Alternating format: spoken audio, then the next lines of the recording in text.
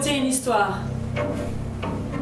Mais avant toute chose, nous allons nous interroger sur le fait même de raconter une histoire, sur l'importance que l'on accorde à un récit et sur les frontières qui séparent la réalité de la fiction. D'abord, qu'est-ce que l'histoire? Avec un grand H. L'histoire, c'est notre mémoire commune, notre identité. C'est ce qui nous définit en tant qu'être humain. Pour nous tous, l'histoire est concrète, écrite, immuable. Il y a des dates ou des événements dont on est parfaitement sûr. On les a apprises à l'école ou dans des livres. Et on sait, on en mettrait littéralement sa main à couper, que ces dates sont exactes.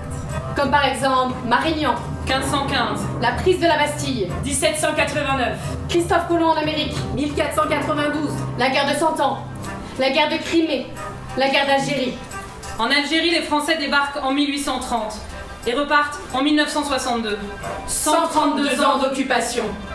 Et pendant 132 ans, les petits-enfants algériens ont appris à l'école nos ancêtres les Gaulois. Souvent, presque toujours, le récit du vainqueur est celui qu'on retient. Mais dans chaque récit historique, il y a, comme son nom l'indique, une part de récit. Chaque historien, aussi intègre soit-il, s'inscrit dans une époque, elle-même parcourue par des courants de pensée directement liés aux moyens d'information disponibles. Chaque historien est avant tout un homme. L'histoire ne peut donc pas être absolument objective. Elle est mouvante, elle évolue, s'estompe et s'enrichit. Notre passé, notre identité, tout ce qui nous définit n'est qu'un récit. Toute notre histoire n'est qu'une fiction. Ensuite, qu'est-ce qu'une histoire? Une petite histoire. Ce sont des mots, du vent, de l'air en vibration. Ce n'est rien du tout. Prenons une religion au hasard. Le christianisme, par exemple, qui repose sur le judaïsme par le biais de la Bible. Et qu'est-ce que la Bible, si ce n'est le plus grand réservoir d'histoire qui soit? L'Arche de Noé, Le jardin d'Éden, La multiplication des pains, La résurrection de Lazare, la Pentecôte, des histoires sur lesquelles s'appuie une pensée philosophique et spirituelle, mais des histoires au nom desquelles des millions de croyants, chrétiens, protestants, musulmans, ou bouddhistes se sont entretués au cours des siècles dans le seul but de défendre leur histoire. Alors je repose cette question. Qu'est-ce qu'une histoire? C'est un fait divers, daté du 14 juin 2001 dans un grand quotidien algérien. Une mère et sa fille disparaissent mystérieusement de Mechtal-Ayadat. Dans ce petit village du Nord, c'est la perplexité qui règne. Cela fait maintenant un mois que Alia Ben Mahmoud, 34 ans, et sa fille Jaël, 15 ans, ont disparu. Le 17 mai 2001, au matin, un voisin les croise toutes les deux. Elle ne semble pas inquiète. C'est la dernière fois qu'on les voit.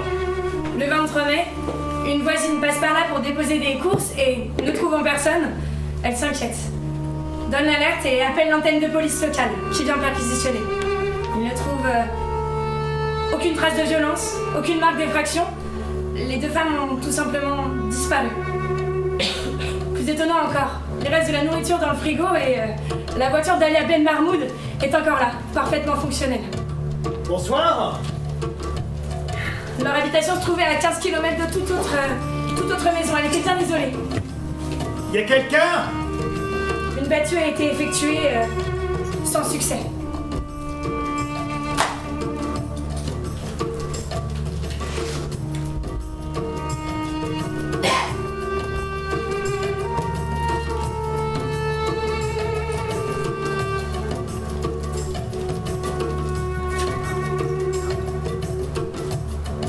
Bonsoir. Ah, bonsoir madame. Excuse-moi, mais c'est comme incroyable de trouver ça dans le désert comme ça. Oh, pardon, je suis vraiment navré, je voulais pas, mais excusez-moi, je n'ai pas fait exprès. Mais excusez-moi, je suis vraiment fatigué là. J'ai roulé toute la journée, j'ai laissé ma voiture devant et... Vous voulez une chambre? Non, mais écoutez, j'ai pris des routes incroyables, avec des panneaux dans le mauvais sens, parfois des panneaux pas du tout. Ouais, je veux bien une chambre, s'il vous plaît. Jeanne, c'est mal indiqué. Ah non, mais très mal indiqué. Hein. Je me suis retrouvé tout à l'heure derrière la palmeraie. Non, merci. Je vais rester debout, vous savez, après des heures de voiture. Mais dites-moi, on est où exactement ici? À Mechtal-Ayadat. Mechtal-Ayadat? Ah oui.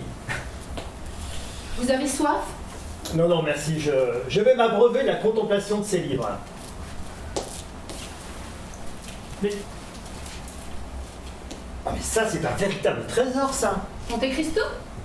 Le Comte de Monte Cristo. Attendre et... Espérer. Non mais ça c'est une audition originale, hein. Original. Oh, merci. Non mais prenez pour vous, héros. Non mais regardez-moi ça. Swift. Oh. Et ça. Et regardez là, magnifique. Rabelais. Oh. Ah, Madame de Lafayette. Bien évidemment qu'elle est là aussi, elle. Et ça, attendez, excusez-moi, mais j'ai fait très attention, hein, je vous le promets, mais pardonnez-moi, mais c'est la première fois que j'en tiens entre les mains. Mais ça, c'est un incunable. Oui. Exactement ce type d'ouvrage qui a été imprimé durant le 1er siècle après l'invention de l'imprimé. Mais bon, suis-je bête, vous devez le savoir évidemment. Mais dites-moi, mais d'où vient ce véritable trésor? Un héritage. Un héritage de famille? Enfin oui, je suis bête, de famille, bien évidemment. Mais vous avez des origines françaises? Qui n'en a pas? Oui, françaises, bien sûr. De votre père? Ma mère. Votre mère. Donc c'était sa bibliothèque à elle? Non, celle de ma grand-mère. Celle de mon père. Donc de sa mère à elle? Non, celle de mon père, algérien. Ah, d'accord. Donc de votre grand-mère Algérienne. Donc c'est elle qui vous a légué cette magnifique bibliothèque. Et la maison. Et la maison? Eh ben dites donc, dans votre famille, tout se transmet par les femmes. En quelque sorte. Bon. Et votre mari n'est pas là? Non, mon mari n'est plus là. Oh pardon. Je voulais pas, excusez-moi s'il est plus là, c'est qu'il est mort. Non, il est rentré en France. Il a divorcé, ça fait 6 ans. Et quand un homme divorce en Algérie, la femme n'a droit à rien. Alors Jeanne et moi, nous sommes venus vivre ici, à Mechtalayada. C'est le seul bien qui nous reste, mais c'est pas facile. Excusez-moi, hein, je vous écoute, mais j'ai rien mangé depuis ce matin. Attendez, on va vous préparer quelque chose. Non, bougez pas, je m'en occupe. Non, mais restez assise. Dites-moi là, je peux vous prendre ces 2 petites tomates? Oui, oui. Bon, les 3, parce que vous savez, elles sont relativement petites. Hein. Vous savez, moi, la cuisine, ça me connaît. Hein. Et là, c'est un oignon, ça? Oh, allez, je plaisante. Ouais, donc vous me disiez que c'était pas si facile. Non, c'est pas facile quand on est une femme seule ici. C'est pas facile en Algérie d'ailleurs quand on est une femme. Vous avez entendu parler du code de la famille? Ouais, c'est Bouteflika, ça. Oui. Toute sa vie, la femme algérienne doit référer à l'autorité de son père, de son frère, de son mari, de son cousin. La femme est considérée comme une mineure toute sa vie. Ah, mais vous savez, en France, dans les années 60, les femmes n'avaient pas le droit de checker, hein. Dans les années 60, en 2000 ans, en Algérie, on en est encore au même point. Leurré de respects apparents dans une servitude réelle, traité en mineur pour nos biens, puni en majeur pour nos fautes. Beau marché, ça. Ça, c'est un féministe. Il écrit ça en 1778 et 3 siècles plus tard, c'est encore valable ici. C'est intolérable. Ben, mais dans ce cas-là, mais pourquoi vous rentrez pas en France? Mais on ne veut pas rentrer en France, on ne veut pas partir. Partir, c'est renoncer. Partir, c'est abandonner. Excusez-moi. Non, mais je vous en prie. Vous me faites parler? Et vous alors? Et moi? Eh ben écoutez, vous savez que tout le monde a une histoire. Vous avez votre propre histoire, vous venez de le raconter. Votre fille a certainement une histoire. Et moi, eh ben écoutez, je porte une histoire.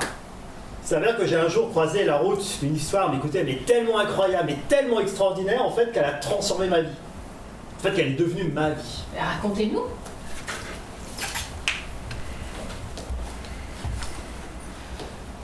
Donc, alors c'est l'histoire d'un homme. Mais c'est un peu long. Bon voilà, donc c'est l'histoire d'un homme qui est complètement perdu. Il est Non, seul non, à sa... non. Ça c'est vous sur la route tout à l'heure, c'est vous. Bon, alors donc, l'histoire remonte en France en mars 1988. Nous sommes en pleine forêt des Ardennes. La nuit était tombée, il pleuvait depuis des heures. Et un homme était seul dans sa voiture. Il était complètement perdu. Il ne savait plus où il était, il ne savait même plus d'ailleurs qui il était. Mais la seule chose dont il était sûr, c'est qu'il cherchait son chemin. Ah putain, c'est où je suis? Attention, droite. Putain de merde, hein, putain. Ah. Madame, ici. Oh, madame, oui, là, oui. Pardon, excusez-moi, je cherche un champ. Le village de Linchamp. Vous cherchez le château? Non, quel château? Non, je cherche Linchamp. Le château perdu? Mais non, je cherche Linchamp. Le village de Linchamp, s'il vous plaît. Ah! Alors, vous allez continuer tout droit. Vous allez arriver à un carrefour. Vous tournez à droite. Vous continuez sur 3 km. Vous allez arriver à Nouzonville. Sur la place, il y a un café. Vous entrez dans le café, vous demandez au patron. Hein? Vous avez croire? Hein, quoi? Mais non, pas du tout, mais madame, enfin attendez. Mais c'est pas du tout clair. Madame, s'il vous plaît, attendez. Oh putain! On va bientôt fermer. Cherche le château? Quel château? Bon, t'as pas eu le routard? Château perdu dans la forêt, habité par une princesse. Mais non, pas du tout, je cherche Linchamp, le village de Linchamp. Bon, un petit café d'abord? Ok, allez, un café. Pas d'ici, toi? T'es d'où? Non, région parisienne. Bon, vous connaissez Linchamp ou pas, s'il vous plaît? Bah, évidemment qu'on connaît Linchamp, on est de Nouzonville. Ah, bien. Bon, quand tu sors du café, tu pars à gauche, tu sors de Nouzonville. D'accord. Là, tu fais première à gauche, première à droite. Tu vas arriver sur un carrefour avec une vieille grange qui a cramé. Sur ta droite, t'as la nationale qui part à Charleville. Ok. Bah toi tu prends pas ça, toi tu prends à gauche. Voilà. Puis là tu vas tout droit sur quoi? 2 km, 2 km 5. 3 km à tout péter. Voilà, 3 bornes à tout casser. Là tu vas arriver sur une forêt avec des grands chênes, tu veux pas la rater. Et ben là tu traverses. Ok. Voilà, d'ailleurs si t'as le temps, sur ta droite, tu regarderas, il y a un coin à champignons. Des zèpes. Oh Mais là comme là. jamais. J'en ai remporté un Incroyable. jeudi la semaine dernière, elle nous a fait une omelette. On s'est régalé. Succulent. Ah ouais, Très bien. incroyable. Bref, tu traverses. Quand t'arrives en bas, tu vas passer sur un pont qui arrive juste au-dessus. Tu m'écoutes là, hein? Oui, mais C'est là que tout le monde se bourre. Oui. Bon, C'est pas simple, hein, genre, quand t'arrives en bas, tu vas avoir une fourche. Une Oui. fourche. Oh, j'en perds mon torchon. Une fourche un peu merdeuse. Il y a 4 routes. 4. Ok. Surtout, Ok. tu prends celle du milieu. C'est clair? Tu vas mollo niveau vitesse, parce qu'au kilomètre 3, t'as une chicane. Oh, merdeuse, Ouais, écoute. celle-là. Il y a 6 mois, il y a le fils de Jeannot le facteur Non, qui c'est s'est fils planté. d'Éric. Qu'est-ce qu'elle dit? C'est fils d'Éric sur la chicane. Non, il y a 6 mois, c'est pas le fils d'Éric, Non, non, c'est le non, fils non. de Jeannot le facteur. Non, je te le le dis. fils de Jeannot, Bon, c'était... excusez-moi. Vous avez le téléphone, s'il vous plaît. Oui, bah c'est là. Oh, c'est la pièce, hein. Trop le compte. Ah, si, bon.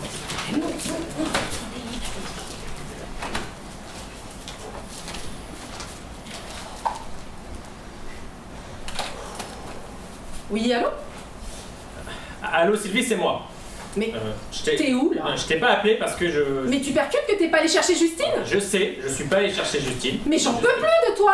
Sylvie, s'il te plaît, Une écoute-moi fois deux je te secondes. demande un truc, une fois je te demande d'assurer, t'en es même pas capable! Je sais que je ne suis pas ce que tu mais juste J'en arrête peux parce que c'est plus! pas le J'en moment. ai marre, ça fait 6 Mais ans que je arrête, traîne comme un vieux c'est boulet! pas le moment, Mais là, j'en peux Sylvie, je te dis, plus! J'en ai laisse-moi ras-le-bol! t'expliquer. T'es qu'un Laisse-moi minable! t'expliquer, putain. Un minable Laisse-moi père, parler. un minable Et mari, laisse-moi te dire et un pourquoi je minable n'ai pas... gomme. Mais putain. Non!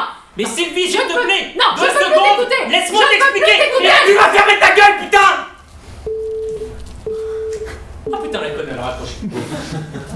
Hein, pas.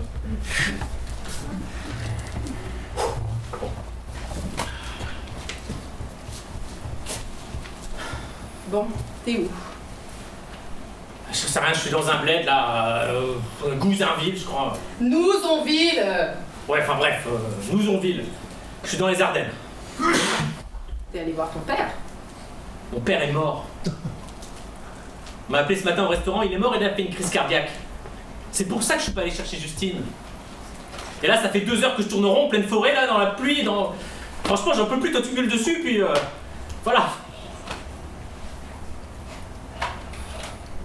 Sylvie. Sylvie. Allô, Sylvie. Ah bah, si tu mets pas de pièce, au bout de 2 minutes, ça coupe, hein. Oh putain. Bon, pour l'instant, je t'explique. Monsieur Martin! Monsieur Martin! Monsieur Martin! Monsieur Martin, vous êtes Monsieur Martin? Ouais. Maître Favreau, on s'est eu au téléphone pour... Ouais.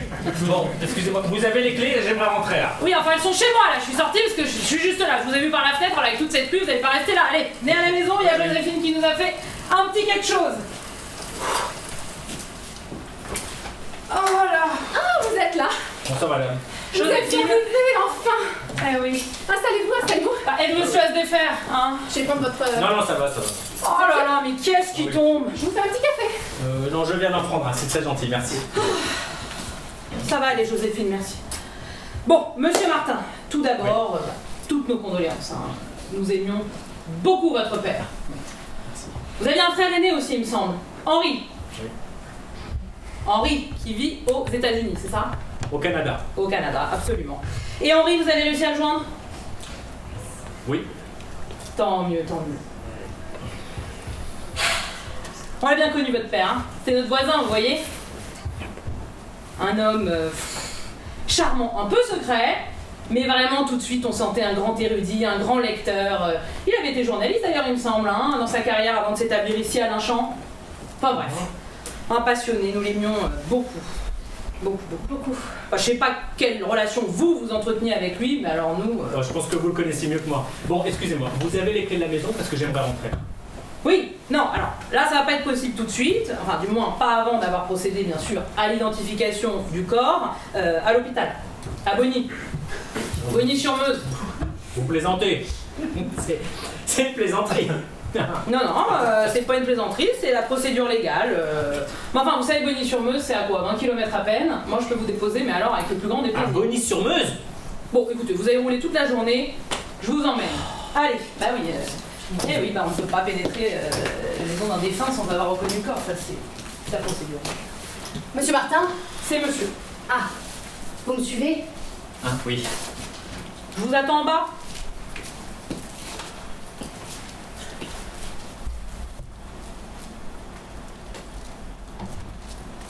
Mademoiselle, vous pouvez rester s'il vous plaît.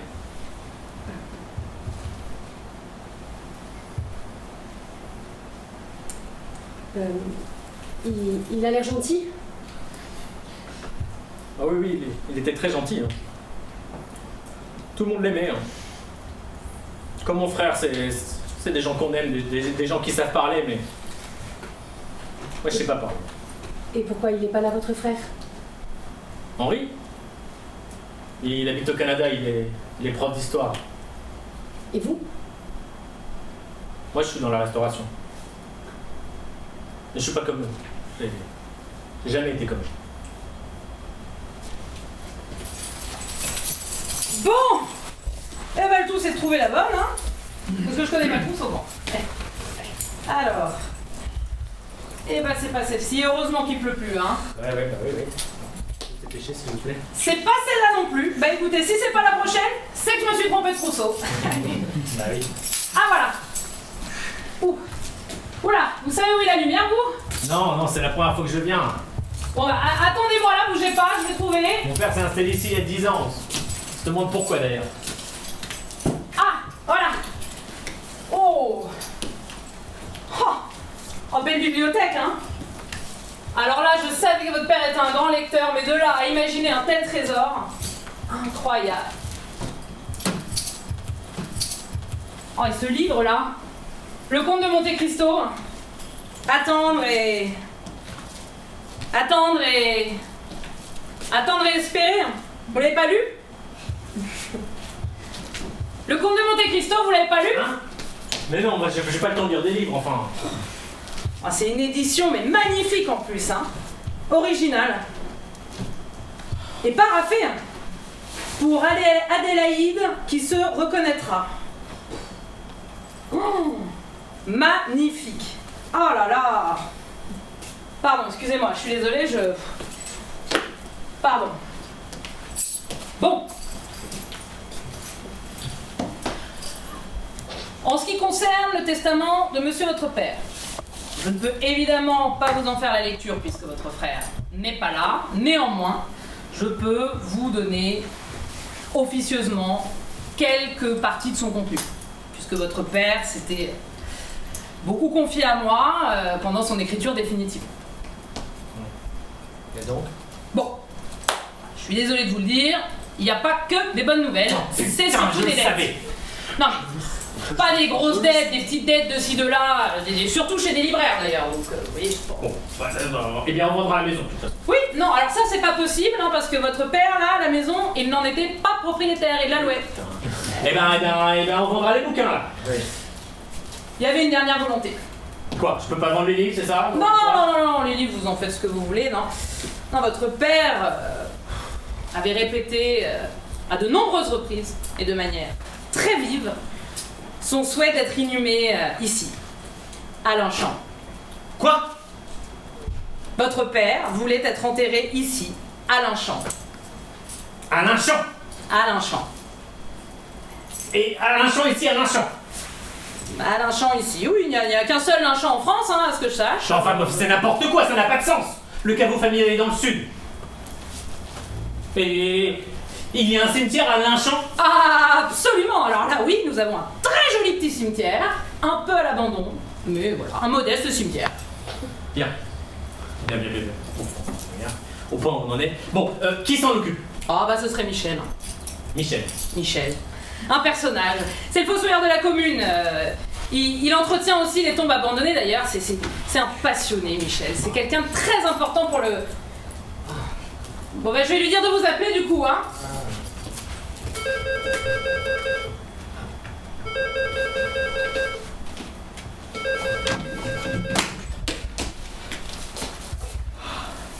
Allô? Allô? Allô? Allô? C'est Michel. Hein? Allô? C'est Michel Lebrun. Ah, Michel! Ah oui, Michel. J'ai un petit souci là avec votre père là, le cimetière est complet. Hein. Mais il est quelle heure là? Oh, vous savez, c'est un petit cimetière de campagne, hein. Il y a 50 tombes à tout casser, il est complet, il n'y a plus de place. Le cimetière est complet. Oh, il n'y a plus de place. Ah, putain, mais je fais comment moi? Je fais quoi? Je enterre mon père? Ouais, calmez-vous là, j'ai peut-être une solution pour votre père là. Rejoignez-moi au cimetière là. Ouais, il pleut plus là. Demain? Bon, non, là maintenant, là, il pleut plus. Il pleut plus. Mais il est quelle heure là? À tout de suite. Non, mais Michel, attendez! Attendez, putain! Mais putain! Ah, le con, putain, c'est pas vrai! C'est Martin! C'est Martin! Oh, est-ce que tu ressembles à ton père? Putain, vous m'éblouissez avec la lampe là! Poulet là! Est-ce que tu ressembles à ton père alors, hein? Oh, et... Ouais, ça va? Ah oui, pardon, excuse-moi, suis-moi, c'est pardon. Attention. Non mais attendez-moi. Ça va, suivez-moi. Bonsoir, Madame Bellechasse. Bonsoir, Monsieur Lejean. Oh, attention. Oui, bah, Marche pas sur Madame Bellechasse. Mais c'est pas clair aussi. Hein. Alors, t'as pas peur, j'espère. Tu sais, le cimetière, c'est comme chez moi, hein. Allez, tiens, comme ça. Ne fais pas tomber, c'est fragile. Suis-moi. Tu sais... Ah oui, d'accord. Tu sais, il faut pas avoir peur, hein. Les cimetières jusqu'au 19e siècle, c'était des lieux de vie. On faisait planter des légumes, on tendait le linge, on dansait, on forniquait même ici. Hein? Les prostituées, elles amenaient leurs clients, là. Michel, s'il vous plaît. Oh, c'est ton père qui m'a appris ça. C'est ce qui m'a appris d'autre, ton père. Non. Tu m'écoutes? Oui, j'écoute. Au milieu du... Non, alors, oui, l'histoire que je veux te raconter. Juste 17e siècle, Jacques Duclos. Oui. Un bagnard condamné à perpète, la ville de Toulouse, qui ne trouvait pas de candidat pour faire coupeur de tête, lui a proposé un marché alors. Ils ont dit, je suis bien bourreau officiel de la ville, remise de peine. Il n'a pas hésité, hein. Jacques Duclos est devenu Jacques le bourreau, dit Jacques le Boreux, et le Boreux, c'est mon nom. Michel le Boreux. Oui, ça y est, je l'ai. Et Jacques, c'est mon ancêtre. Et Jacques, il a engendré une lignée d'une quinzaine de bourreaux, 15 générations de bourreaux. Toute la famille s'est spécialisée dans les métiers de la mort. Les femmes, elles étaient couseuses de linceul, ensevelisseuses, tu sais, celles qui préparent les cadavres. Les hommes, ils étaient croque-morts, porteurs à bras, menuisiers. Oh, ils travaillaient dur, c'était des gens pauvres, mais ils travaillaient très dur. Et on a même fait fortune. Pendant la révolution industrielle, dans nos usines de Charleville, on a fabriqué des immenses poids en fonte qui se vendaient comme des clipins dans tous les cimetières de France. On a tout perdu. Ça arrive, non? Mon père, il m'a appris à être fier de mon héritage. Moi, je suis fossoyeur. Mon père était fossoyeur, et j'en suis fier, mon pote. Et ce soir, je vais enfin pouvoir lui dire merci à ton père. Enfin lui rendre hommage, un hommage qui, tu vois? Alors attends. Alors. Qu'est-ce qu'on doit lui développer? Voilà. C'est celle-ci. C'est la plus vieille tombe du village. Elle a 100 ans. C'était sa préférée. Antes? Antes, oui, A-N-T-E-S. Qui que ce soit, cet Antes, ça fait belle lurette qu'il a plus de descendance. Moi, ça fait 40 ans que je travaille ici, j'ai jamais vu qui que ce soit venir la fleurir. Alors, tu sais quoi? On déterre le corps. Si, on déterre. On creuse un trou en dehors du cimetière et on l'enterre. Michel, on peut pas faire ça enfin. On peut pas. Tu sais, les corps, au bout de 100 ans, c'est que de la poussière et des os. Il n'y a plus de place au cimetière de Lachamp. Bon, c'est pas grave, on va lui en faire de la place à ton père. Allez, viens, on va chercher des pelles dans la Oh police. putain! Comment ça? Ils ont déterré un cercueil en plein milieu de la nuit? Ouais, absolument.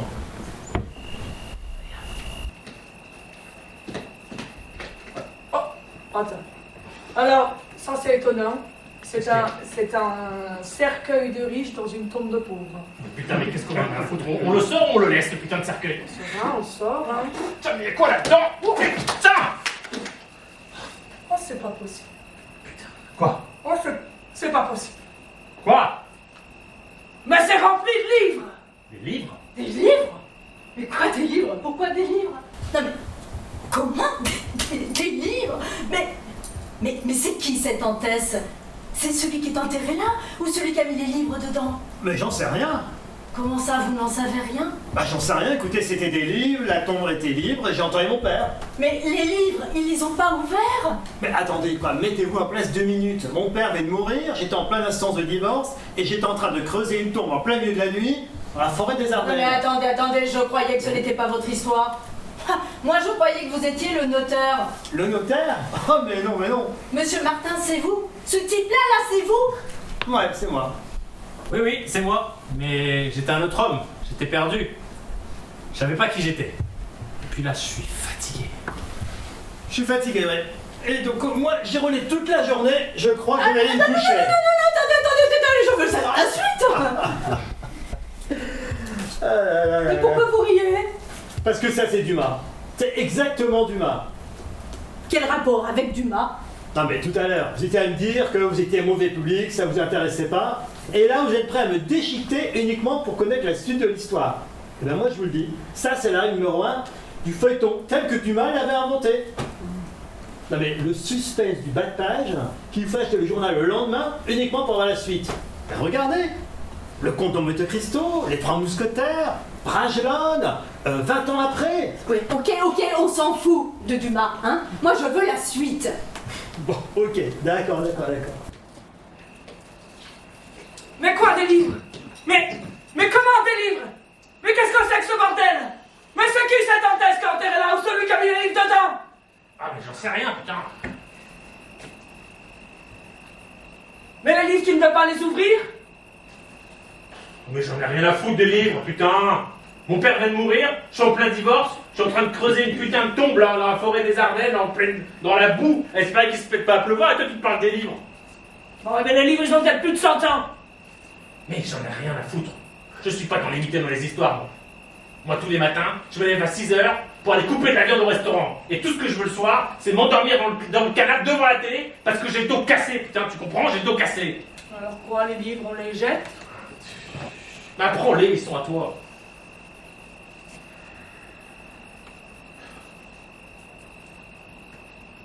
C'est ton père qu'on va enterrer là. C'est ta tombe. C'est ton héritage. Alors non, les livres, on ne les laisse pas là, non. C'est toi qui décides. Ok. Et ben, on les met dans le coffre de ma voiture. Ça marche? Ça marche, oui. Et après, vous les avez ouverts, les livres? Non. Non, mais comment ça, non? Bah non, je les ai pas ouverts. Mais après? Bah après, j'ai enterré mon père et j'ai fait le ménage. Oh, mais le soir venu. Le soir venu. Mais il était presque le matin. J'avais passé 3 heures à dormir, j'ai dû appeler les pompes funèbres, organiser l'enterrement. Et qui allait venir, hein? La mère? Morte. Ma femme. Mon frère. Ah, votre frère? Ouais, ça c'est compliqué ça. Donc vous êtes rentré sur Paris? Non, je ne suis jamais rentré à Paris. Ah, pourquoi? Parce que je ne suis jamais arrivé à Paris. La nuit est tombée, il pleuvait depuis des heures. J'étais seul dans la voiture. J'étais fatigué, j'étais épuisé. Alors je me suis arrêté à une station-service. Je me suis pris un café. Et après, je suis retourné à la voiture. La voiture était pleine de livres. On n'avait même plus assez de place pour les mettre dans le coffre. Il y en avait même sur le siège passager. Alors j'ai pris un livre au milieu que j'ai ouvert. C'était pas un livre en fait. Non, c'était un carnet. C'était un manuscrit. Et en fait, c'est là que je suis rentré dans l'histoire. La mort d'Abbesse et Karim ne sera pas vaine. Devant moi se trouve la fontaine, elle rayonne de simplicité. Plus tôt ce matin, nous nous sommes baignés dans le lac. Nous avons fait nos ablutions. Nous avons remercié le Tout-Puissant de nous accueillir au village. Les Français sont encore loin, je suis sereine. Nous avons au moins 3 jours devant nous. La fontaine est magnifique. La pierre est sculptée. Elle est surmontée d'une forme oblongue. Et en liseré, entourant le rebord, je peux distinguer l'arbre calice. Nous avons longtemps contemplé la fontaine. Puis, un homme sans âge, à la haute stature, nous a fait signe d'entrer chez lui. Il semblait nous connaître. Il semblait nous attendre. Le trésor des Saxe de Bourville est ici. Après 10 ans de voyage, après une quête qui m'a menée aux confins de ce monde nouveau, je touche au but. Nous touchons au but. Les Français sont loin derrière. Les Prussiens ne savent même pas que nous sommes en Alger. Nous sommes les premiers à atteindre la fontaine de Sidi Zouaoui. Sidi Zouaoui? Vous connaissez? Sidi Zouaoui en Algérie? Non mais vous connaissez? C'est un village, il y a un lac, quelques maisons. Et c'est loin d'ici? Non, enfin 50 km. Vous pensez que je peux y être en 1 heure? Pas plus. Bon, et je fais comment pour y aller là? Vous remontez la route d'Aïtagrout, vous passez par Benina. Après c'est de la piste, mais... Non mais je suis en jeep. Allez, moi j'y vais. Attendez, Quoi donc? la suite de l'histoire. Mais je dois y aller, vous savez. Bon allez, je vous dois combien pour le repas? Rien, pour la rien, chambre. rien. Mais la suite de l'histoire. Allez, mais vous savez, je dois vraiment y aller, vous savez. S'il vous plaît, je viens avec vous. Et votre fille? Jeanne, Je viens aussi. Bon allez, écoutez, on y va, on est de retour dans 3 heures. Jeanne, monte à l'arrière. Monte dans le coffre. Et après Ah bah après, vous savez, j'ai été harponné, hein. Donc je me suis vraiment posé la question de savoir, mais qu'est-ce que c'est que ce livre? Alors j'ai regardé la date, attendez, 1832. 1832? Ouais, 1832. C'est le début de l'invasion française en Algérie. Ouais. Alors donc j'ai regardé tous les autres livres, c'était des carnets.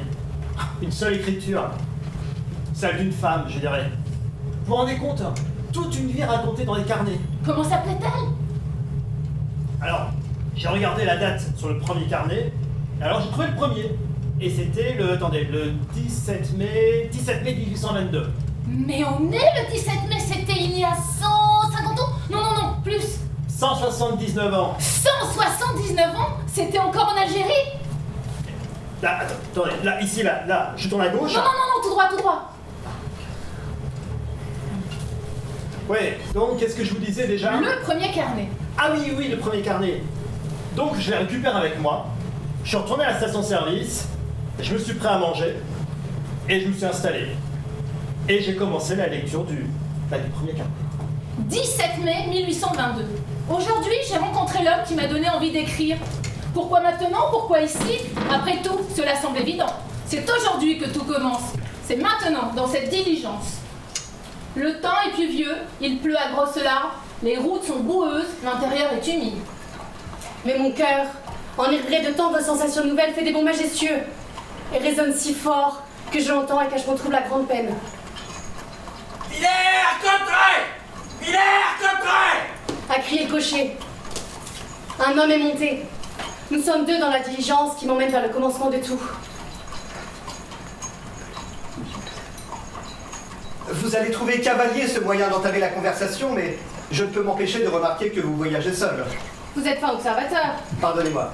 C'est que je suis tellement heureux de voyager en compagnie d'une jeune femme que Ma bouche parle avant même que ma tête lui en ait donné la permission. Parlez, parlez, j'aime à entendre. Il est beaucoup de gens dont la facilité de parler ne vient que de l'impuissance de se taire. C'est joli, mais ce n'est pas de vous. Non? Savinien Cyrano de Bergerac. Parfaitement. Et j'ajouterais même que ce n'est pas lui non plus, puisque Sénèque disait déjà, celui qui ne sait pas se taire ne sait pas non plus parler. Et La Fontaine de conclure, il est bon de parler et meilleur de se taire. Mais si tous font tant l'éloge du silence, pourquoi est-il si bon de parler? C'est un vaste sujet, monsieur, sur lequel j'ai, si vous le permettez, une théorie que j'ai le loisir de développer. Rien ne me ferait plus plaisir que de l'écouter. Ma théorie est simple. La vie est un récit. Poursuivez. La vie est un récit. Et chaque vie et chaque récit sont eux-mêmes composés de plusieurs, d'une multitude, d'une infinité de récits. Tout est fiction. Tout? Tout. Et en ce monde, celui qui détient l'information, celui qui détient les clés du récit, celui qui sait mieux raconter que les autres devient le maître. Peu importe les privilèges et les titres de noblesse, celui qui raconte bien peut lever des armées et embraser des nations. Embraser des nations? Un jour viendra où l'information sera totale et immédiate. Un jour viendra où l'homme sera noyé sous un flot incessant d'informations, car il sera relié à tous les autres êtres humains de la Terre. La presse remplira bientôt cet office. Et qui contrôlera la presse, contrôlera le monde. Pensez donc, s'il existait quelqu'un capable d'écrire une histoire si extraordinaire qu'un chapitre seulement paraîtrait chaque matin dans le journal, et que ce chapitre serait si passionnant qu'il faudrait acheter le journal le jour suivant pour connaître la suite. Et l'on serait alors lié aux nouvelles que colporterait ce journal. Et on pourrait faire croire n'importe quelle ineptie aux hommes. Et les hommes iraient jusqu'à prendre les armes et s'entretuer. Car lorsqu'ils veulent être libres, les hommes n'ont d'autre choix que de tuer ou de mourir. Vous voilà bien sombre. C'est que je porte des siècles de douleur. Et c'est un lourd fardeau. Mais vous, qui êtes-vous? Quel âge avez-vous? C'est la première fois que vous venez à Paris? Beaucoup de questions d'un seul coup. Eh bien, je suis... mais fort peu de choses, à vrai dire. Fils d'un général d'armée à la brillante carrière militaire, je monte à Paris pour y être clerc de notaire et j'ai 20 ans. Et pourquoi pas écrire un vaudeville ou deux. L'ambition ne vous dévore pas. En faut-il à un homme pour être heureux? Vous devez au moins nourrir une passion dévastatrice ou deux. Peut-être. J'aime, mais vous allez penser que je vous dis ça pour vous plaire. J'aime raconter des histoires. C'est drôle, en effet. J'aimerais faire voyager des centaines, des milliers de gens dans une immense épopée littéraire. Vous aimez le théâtre? Par la lecture, oui. Shakespeare, Molière, Marivaux, Goldoni, j'en ai usé des volumes entiers. Il ne me manque que d'en avoir vu. Vous verrez à Paris, vous serez servi. Mais dites-moi, votre père... Oui? S'il s'est illustré dans les armes, ça devait être Pendant la Révolution, bien sûr. Mon père était un grand républicain. Bien sûr. Vos yeux partent-vous dans le vague. Que veulent-ils dire? Jeune homme, nous ne nous connaissons pas et je peux vous affirmer, sans rire ni trembler, qu'après ce soir, nous ne nous verrons jamais. Je porte une histoire qui me pèse comme un fardeau et que je n'ai jamais contée à quiconque. Je vais vous la raconter, et après vous, elle n'ira nulle part. Mais vous devez me jurer que jamais vous n'en soufflerez un mot à quiconque ni n'en écrirez la moindre ligne. Je serais un bien grand scélérat si je trahissais une parole donnée à une femme. Vous le jurez? Sur ma vie, sur ma mère, sur mes futurs enfants, je vous le jure. Mais parlez, quelle est donc cette histoire? C'est la mienne. Je suis née le 17 mai 1792. Le 25 avril avait lieu la première exécution à la guillotine. On raconte que son invention fut financée par les ennemis de ma famille. À ma naissance, on me fit évader. On me remit à une nourrice et à un maître d'armes qui me portèrent à cheval jusqu'à un petit castillon caché dans la forêt ardennaise. En cas d'invasion, il était prévu de me faire passer au royaume de Prusse. Mais personne ne vint me chercher. Je grandis dans ce châtillon, élevé par les livres et la nature. Quelle est donc votre famille? Une famille aussi noble qu'illustre. Un nom qui aujourd'hui ne résonne que dans les légendes et les chansons. Je suis Adélaïde Edmonde de Saxe de Bourville, dernière descendante vivante des Saxe de Bourville. Permettez-moi d'en douter. Doutez? Doutez si vous voulez, doutez tout votre sou, mais gardez votre langue. C'est pour moi un tel soulagement que de le dire enfin aujourd'hui. Ma famille a existé, ma famille a vécu. Ils ont tous été massacrés et jetés dans une fosse commune, mais ils avaient vécu et préservé l'essentiel. Du moins je l'espère. J'ai grandi entourée des innombrables livres de ma famille. Je les ai tous lus. Et puis je les ai relus, et relus, et relus. Mon maître d'armes est mort le premier. Et ma nourrice est morte il y a 3 jours. Je l'ai enterrée dans le bourg le plus proche. Et me voilà aujourd'hui en route pour Paris. J'ai 30 ans aujourd'hui, et aujourd'hui commence ma vie. Adélaïde Edmonde de Saxe de Bourville. Ne dites plus ce nom. Lorsque je poserai le pied en dehors de cette voiture, je serai devenue quelqu'un d'autre.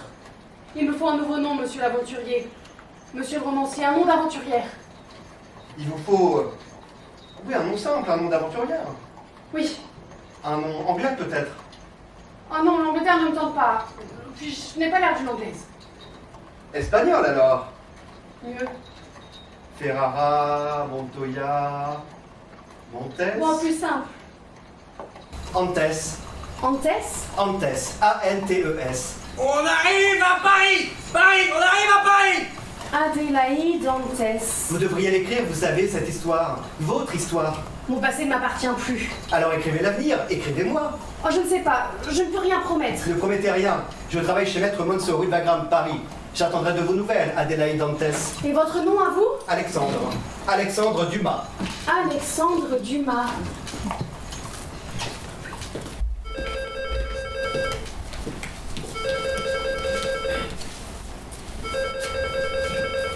Allô?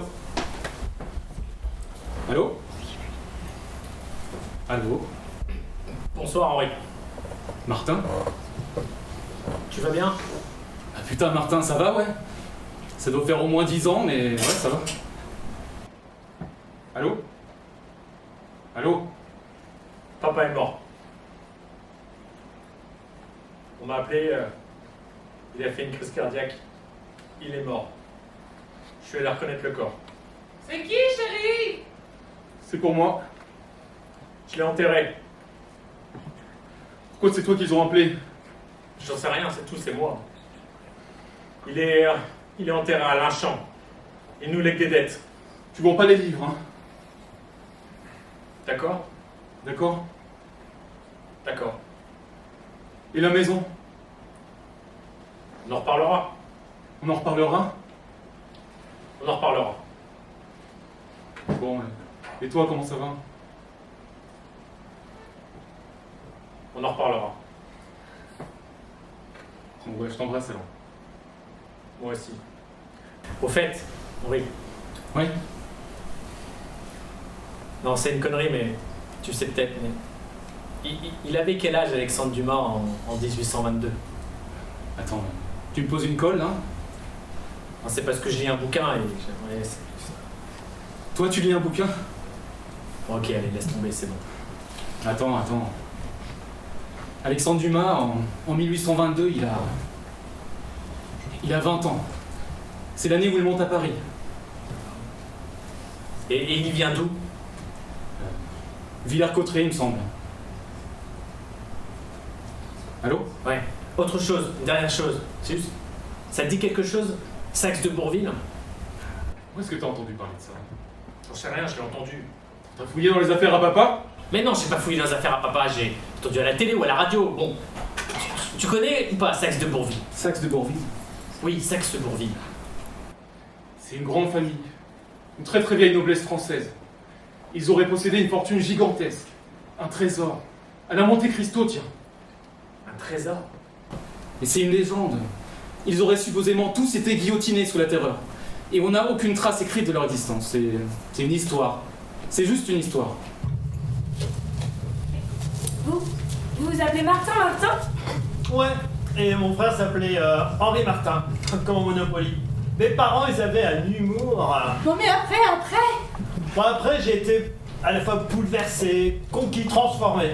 Alors, je me suis dit dépêché d'aller chercher ma voiture. Enfin, chercher le prochain carnet dans la voiture. Et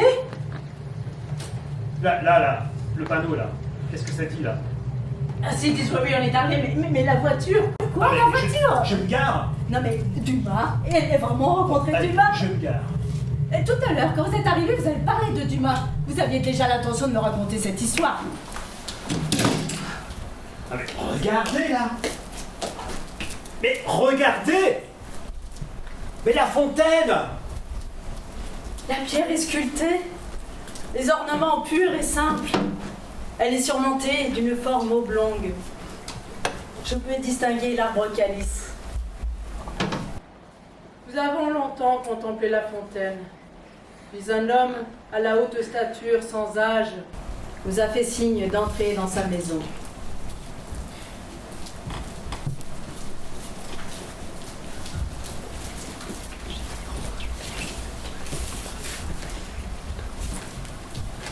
Attendez, attendez. C'est ma voiture. Vous êtes le propriétaire du véhicule, Oui, monsieur? oui, pardon, je m'étais mal garé, mais je vais la déplacer. C'est une voiture volée. Pardon? Une plainte a été déposée. Cette voiture est enregistrée aux voitures volées. Bon, il doit y avoir une erreur parce que je l'ai acheté à un ami, donc... Quel est le nom de votre ami, s'il vous plaît? Ok. Je vais prendre mes affaires et m'en aller. Ça marche? C'est une voiture volée, monsieur! Mettez les mains sur le capot. Ok.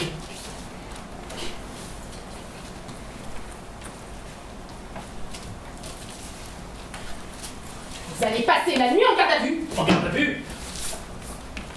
Mais et mes affaires, je peux les récupérer? Vos affaires seront consignées et resteront au dépôt avec la voiture. Puis-je avoir une carte d'identité et les papiers du véhicule, s'il vous plaît? Ah, je suis parti précipitamment de Paris ce matin et les papiers sont à l'appartement. Carte d'identité, s'il vous plaît. Elle est dans la voiture.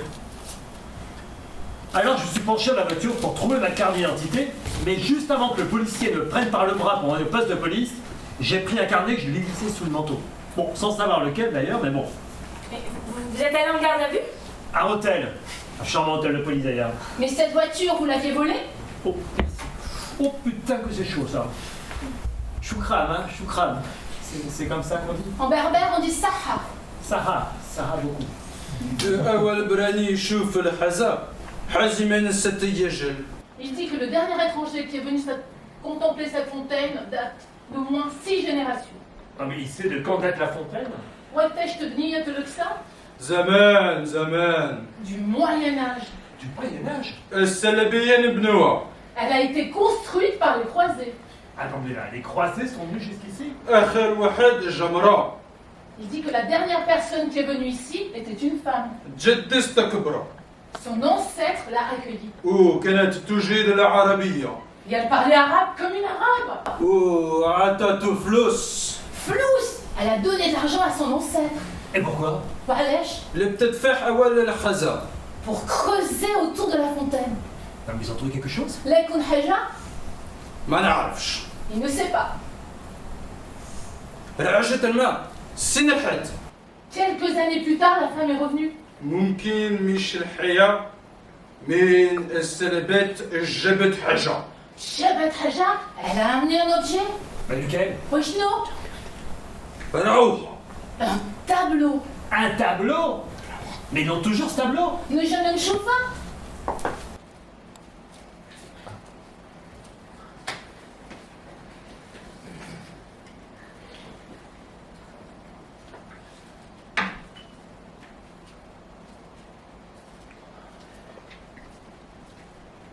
Il y a la date dessus, 1832. Regardez là, on dirait, on devine la fontaine. Et l'homme là ici au turban, vous croyez que c'est son ancêtre? Et cette dame alors?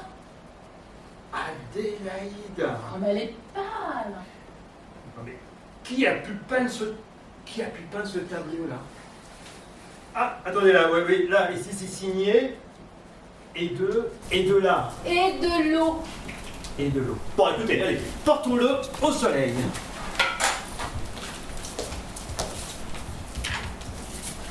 Eugène, avez-vous bientôt fini?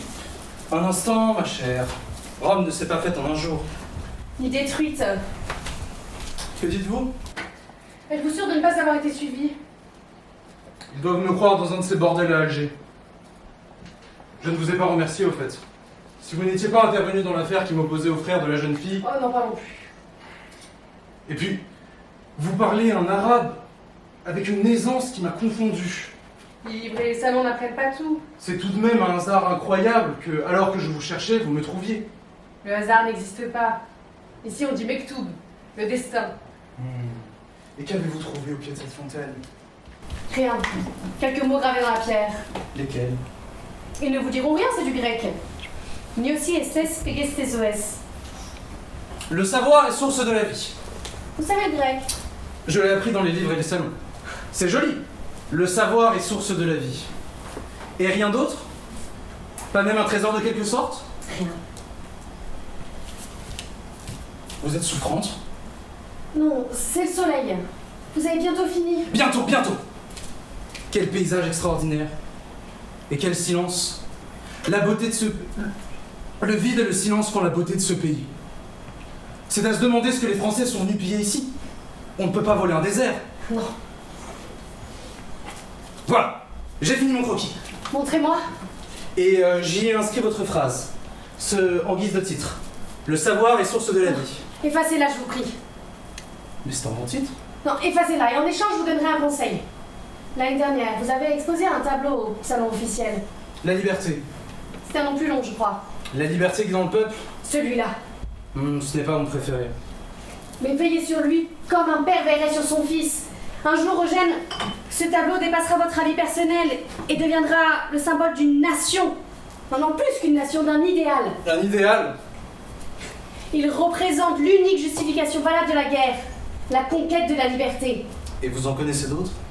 Eugène, de tout temps, la guerre a été déclarée pour des raisons avides, haineuses ou absurdes. Cette guerre même là, au cœur de laquelle nous nous trouvons, a été déclarée en une nuit, dans un petit salon du Palais Royal, la nuit de la Saint-Sylvestre 1830. Mais enfin, vous plaisantez? J'y étais, moi, cette nuit-là, au Palais Royal. Eugène, pourquoi croyez-vous qu'Alexandre vous ait envoyé à ma rencontre? Alexandre? Alexandre! Alexandre! Alexandre, regarde! Chateaubriand, Stendhal, Lamartine. Si nous manœuvrons bien ce soir, c'est la gloire et la fortune qui nous attendent. La gloire et la fortune. Parfaitement. Séduit la bonne protectrice, fait rire le bon baron, et c'est un théâtre ou une bourse qui s'ouvriront à toi. Nous sommes à la cour. Regarde! Le jeune Victor Hugo. Hugo! Allons, tu le vaux 20 fois! Non, il y a dans ses écrits une intelligence que je n'ai pas. C'est un penseur! Un écrivain, un vrai! D'accord. Tu es un amuseur, un raconteur. Mais nous sommes des jouisseurs, non? Laisse-lui l'intelligence! On dit que le roi va passer. Je me fiche bien du roi Eugène. Oh, tu as encore reçu un carnet? Une lettre cette fois. Alexandre, tu es amoureux d'une chimère. D'abord, elle est vieille, elle a 40 ans. 38. Ensuite, tu ne l'as vue qu'une seule fois, et tu ne l'as même pas connue. Bibliquement. Je la connais mieux que ça, je la connais intimement. Elle me raconte ses voyages, ses pensées, ses envies, ses doutes. Elle a tout fait, Eugène. Elle a traversé la Chine, les Indes, les Amériques. Elle a frôlé 20 fois la mort et 20 fois j'ai tremblé pour elle. Ouh, monsieur Dumas tremble pour une invention. Qui te dit qu'elle ne t'écrit pas ses lettres de Bretagne, bien au chaud dans un fauteuil? Tiens, elle a croisé sur la route un certain Pierre Picot. Tu en as entendu parler? Une fiction, sans doute. Un roman extraordinaire. Un cordonnier envoyé en prison suite à la conspiration de ses prétendus amis. Il y reste 7 ans. 7 ans!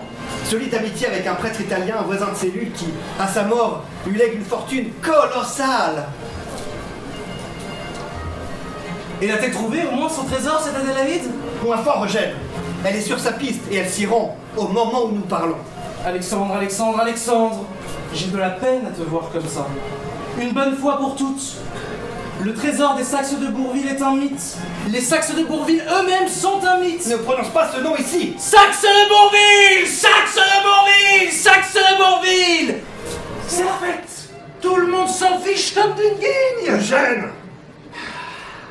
Le champagne rend sourd, tu sais. Bonne année! Bonne année! 1830 sera une année de paix. Je te le dis, une belle année de paix.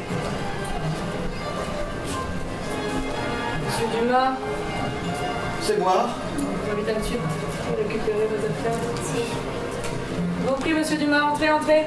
La gloire et la fortune, Alexandre! La gloire et la fortune! Je ne vous offre visiblement pas de rafraîchissement. Merci, j'ai assez bu. Votre ami parle beaucoup et un peu fort. Eugène, lui aussi, a assez bu. C'est bien.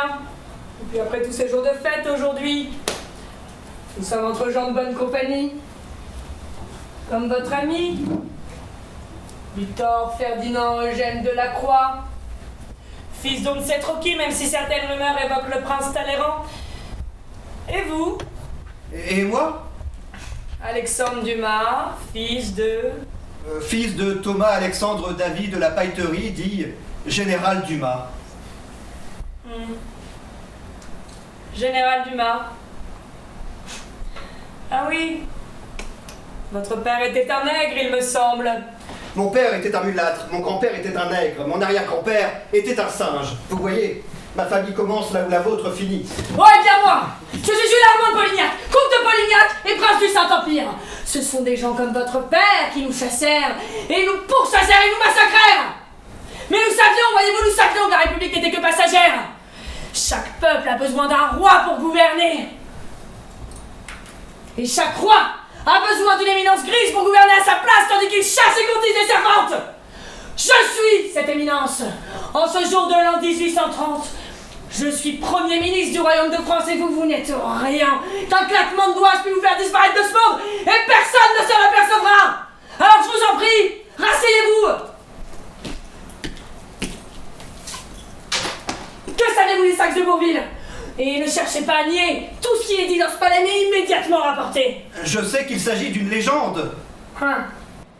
Allez, laissez-moi vous raconter une histoire. Ma mère, au cas où vous l'ignoriez, était Yolande de Polastron, comtesse de Polignac. Elle était aussi l'amie intime de Marie-Antoinette d'Autriche, reine de France. C'était un après-midi de mai 1778.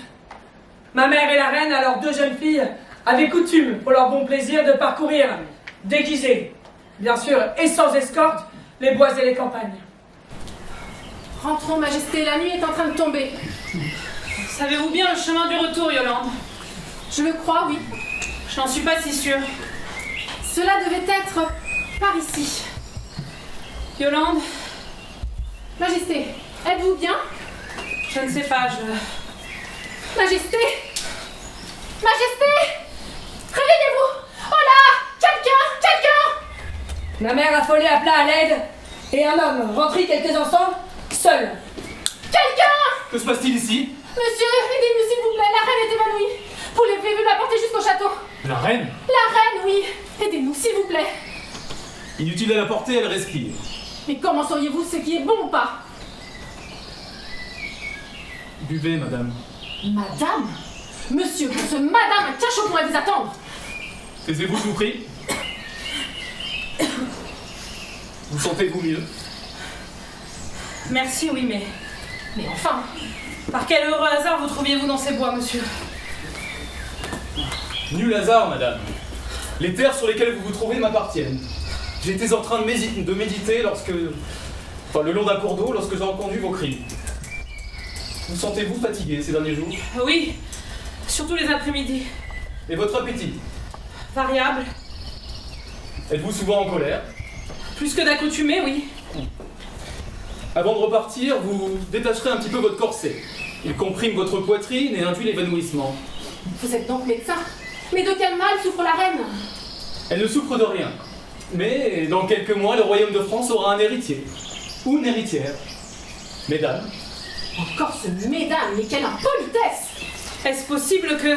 Oh, n'en croyez rien, Altesse, cet homme affabule. Yolande, toutes les prédictions de cet homme se sont toujours avérées justes. Vous le connaissez donc? Il m'effraie autant qu'il me fascine. On le dit médecin, thaumaturge, immortel, sorcier. Et quel est son nom? Oh, il en possède plusieurs.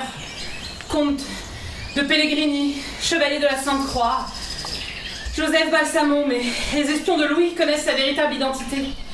Frédéric de Saxe de Bourville. Frédéric? De Saxe de Bourville, oui, mais ce nom ne nous a pas l'air étranger. Je le croyais appartenir aux légendes de mon enfance. Mais rentrons, Majesté, la nuit va tomber. Desserrez mon corset et contez-moi une de ces légendes. Bien. Mais pardonnez-en les imprécisions, je la tiens du père de mon père. Il y a de cela 7 siècles, l'Église vendait du soutien au travers de toute l'Europe pour reconquérir la Terre Sainte. Ce fut alors qu'un roturier nommé Guillaume leva sur ses propres deniers une armée qui rejoignit Godefroy de Bouillon. Une armée de 4000 hommes. 4000 hommes? Au cœur de cette armée avançait sur des roues de métal un chariot au poids égal à 4 ou 5 de leurs catapultes. Mais que contenait-il? Un trésor. Un trésor immense. De l'or, des diamants, des rubis, des perles. Des perles? Et d'où venait-il ce trésor? Je ne sais. Mais avançons, Majesté, avançons. Puis ils atteignirent Jérusalem et participèrent activement à la prise de la ville. La nuit qui suivit la victoire, le chariot, le trésor et les 4000 hommes s'évanouirent corps et âme dans les terres almoravides. Yolande, attendez. Vous voulez dire qu'il s'agit du trésor dont Louis parle sans cesse? Un trésor enfoui entre Gibraltar et Jérusalem? Un trésor que les rois de France cherchent depuis 3 siècles? J'ignorais cela. Mais ce Guillaume, ce roturier, qu'est-il devenu? Lui et sa descendance restèrent invisibles pendant plusieurs générations. Et puis en 1348, ils réapparurent aussi soudainement qu'ils avaient disparu. Ils avaient acquis un nouveau nom, des terres bénies et une double particule. Vous voulez dire que Frédéric de Saxe de Bourville est le descendant de ce Guillaume qui perdit 4000 hommes à Jérusalem en l'espace d'une seule nuit. Et ce trésor, monsieur Dumas, ce trésor dort encore sous la terre. Je n'y vois qu'une légende. Mais comprenez bien que les Saxes de Bourville sont à l'origine de tous ces mouvements de rébellion. Quand ma mère, exilée à Vienne, apprit que la reine était morte décapitée sur l'échafaud, elle se laissa mourir de chagrin. Comprenez que je tiens cette lignée responsable de la mort de la mienne. Donnez-moi cette lettre. Je ne sais pas de quoi vous parlez. Donnez-moi cette lettre. Ou je vous ferai fusiller. Et j'irai la récupérer moi-même sur votre petit cadavre de républicain, monsieur le fils de nègre. Vous n'êtes rien. Il y a du poussière sous mes bottes. Donnez-moi cette lettre.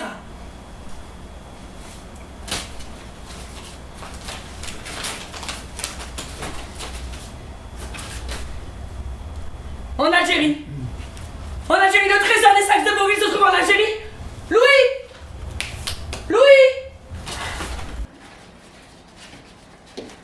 Oui, cher Louis.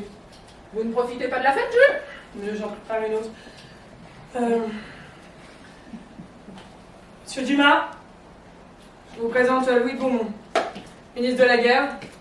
Louis, je vous présente Alexandre Dumas, vaudevilliste.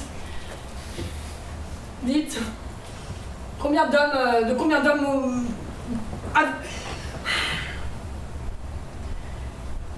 quelle est la puissance armée dont nous disposons aujourd'hui?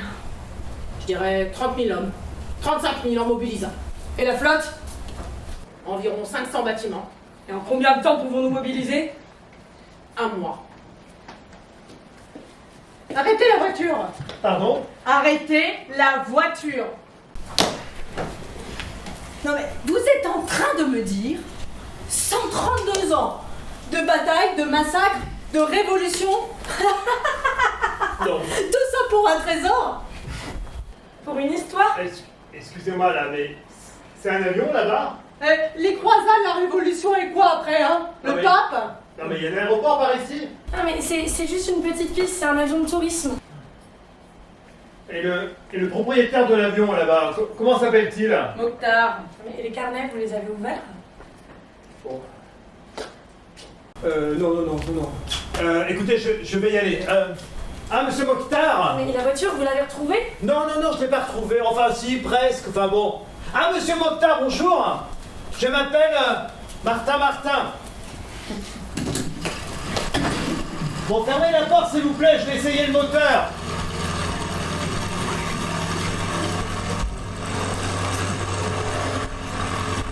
Qu'est-ce que vous faites? Non, j'ai négocié un tour de site. Je paye à l'atterrissage. Mais attendez, vous lui avez parlé 5 minutes et il vous confie son avion? Ouais, bah que voulez-vous? La seule chose que je sais faire, c'est de raconter des histoires, hein. Et vous savez piloter? Oui, j'ai pris quelques cours par correspondance. Ah non. Non, mais inquiétez pas, j'ai laissé la voiture à titre de caution. Non mais laissez-nous descendre là, Non, mais c'est trop tard. L'avion est en marche. Et vos ceintures, là. Bon, donc, comme je vous disais, j'ai quitté la France le lendemain. Oui. Et concentrez-vous sur l'avion plutôt, hein. Mais n'ayez pas peur. J'ai fait ça plein de fois. Ah oui? Et combien de fois? Au moins 2. Bon, vous avez pensé à sortir le rétro, là? Le métro? Oui, le rétro! Allez! Quel rétro? Je mets les gars!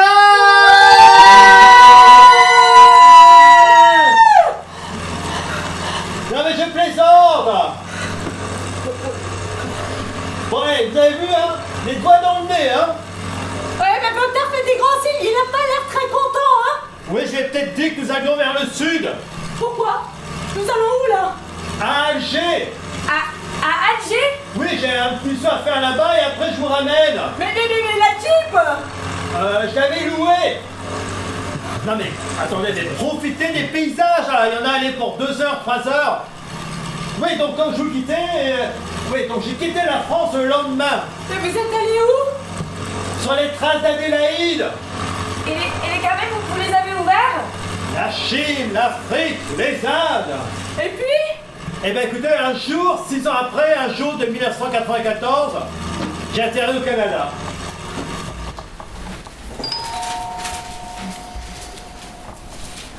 Lucie, tu vas ouvrir? Non, je peux pas, je chatte. Tu quoi? Elle chatte. C'est quoi ça? Je cause avec du monde sur computer. Bon, quelqu'un peut me dire comment on peut parler à un ordinateur hein? C'est peut-être pour toi, Véro, non? C'est peut-être Marie-France. Elle me dit qu'elle était pour passer après le supermarché.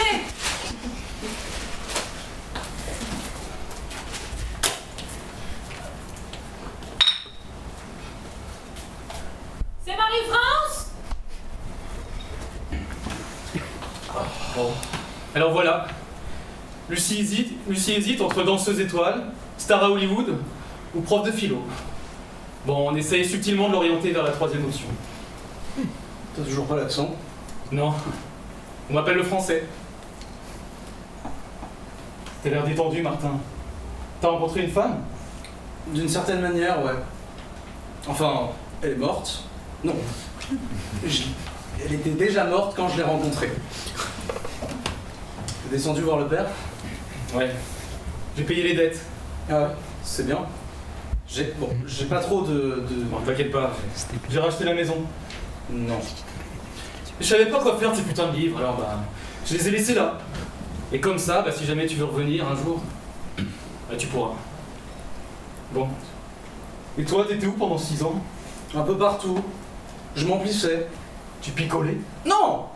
Je lisais, j'apprenais, j'étudiais. Tu sais, j'enquête sur une famille qui aurait vécu du Moyen-Âge à la Révolution. Les sacs de Bourville? Mais c'est une obsession! Ah, j'ai quelques raisons de croire que... Mais c'est une légende! Mais t'es bien le fils de ton père, toi. Et pourquoi tu dis ça? Bah, c'est tout papa, ça, d'enquêter sur des légendes. Pourquoi tu crois qu'il est remonté dans les Ardennes? Il enquêtait? Je sais pas, moi. Sur quoi? Sur quoi? Sur des mythes, des histoires. Raconte. Ça remonte à loin. Elle est morte quand déjà, maman? 75. Ouais, c'est ça. 3 ans plus tard, en 78. À Aix alors. À Aix, ouais. Toi, t'étais encore en pension et moi, je venais d'avoir mon diplôme. Et papa venait de prendre sa retraite. Ouais. Henri! Viens t'asseoir un peu à côté de moi. Papa, surveille les pâtes, là. Les pâtes, Henri, franchement. C'est ça ton excuse? Assieds-toi, je te dis. Ça va la vie en ce moment? Bon, qu'est-ce que t'as à me raconter? T'as rencontré une nouvelle copine? Mais non! Et toi? T'as une nouvelle copine? Bah non, sinon je serais pas là de faire des pâtes. Hein. Écoute-moi bien, Henri. Écoute cette histoire. Aux temps anciens, je veux dire, il y a des dizaines de milliers d'années, lorsque l'homme était encore nomade, il célébrait la femme comme une déesse, car elle était celle qui donnait la vie, et il ne pouvait l'expliquer. C'était le culte de la fertilité, de la déesse mère ou grande déesse. Puis, petit à petit, les hommes se sont sédentarisés. Ils se sont regroupés en petits villages et ont développé notamment l'agriculture. Je sais, ça va pas, j'ai un diplôme d'histoire. Je sais, Henri, mais tu ne sais pas tout. Avec la sédentarisation, l'homme a commencé à cogiter et il a fini par faire le lien entre l'accouplement et la naissance d'un enfant. Il a alors cessé de considérer la femme comme une divinité puisque c'était lui et lui seul qui l'a fécondée. Il a pris peur. Il a alors cessé de célébrer la femme et s'est mis à célébrer le phallus plutôt que la déesse mère. Ouais, je connais cette théorie, oui. Bien. Nous sommes donc passés d'un système matriarcal à une société patriarcale. Mais une petite communauté a refusé cette transition. Les femmes restaient des patronnes de la maison et l'héritage se transmettait de femmes en femmes. Elles choisirent de placer avant tout l'éducation et le savoir, puis, aidées par la science du calcul, devinrent de solides gestionnaires. Cette communauté, tu t'en doutes, n'était pas bien vue du reste de la société. Non seulement leur richesse s'accroissait, mais la dominance féminine en était la raison principale. Ainsi, elles entrèrent dans la clandestinité. Et comment s'appelait-elle? C'est dans la Grèce antique qu'on trouve pour la première fois un nom à cette communauté qui inspira un personnage à Aristophane. Ils se nommaient les Lysistrates. Au fil des temps, ils s'attribuèrent un emblème. L'emblème était un arbre représentant le savoir en forme de calice, symbole de la femme, et donc par ricochet de la vie. Attends, mais... Tu les as entendus où, tes Lysistrates? Aucun traité ne les mentionne et elles sont citées dans aucun livre d'histoire. Oh, l'histoire évolue. L'histoire n'est pas gravée dans la pierre. Elle est mouvante. Nos souvenirs, notre mémoire s'estompent et s'embellit. T'as des sources? J'ai des sources, oui. J'aimerais bien les connaître. Tu dois promettre de ne pas te moquer. Laisse-moi rire. Les romans. Les romans? Les romans les plus anciens, vois-tu? Il est de mon avis que chaque fiction cache un fait réel. L'Odyssée, l'Iliade, l'Énéide, tous relatent des faits extraordinaires qui sont inspirés d'une réalité historique avérée. Eh bien, tous font mention des Lysistrates.